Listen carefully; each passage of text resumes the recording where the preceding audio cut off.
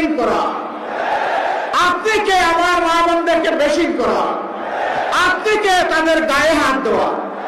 মনে রাখবেন, আমরা মায়ের পেট থেকে এই দুনিয়ায় এসেছি, আমরা মায়ের দুধ খেয়ে বড় হয়েছি, মাদের বুকের বিছানায় আমাদের নিরাপদ বিছানা ছিল। সেই মাদেরকে আমরা অপমান করতে দেব না, মায়ের জাতির অপমান বরদাস্ত করব না।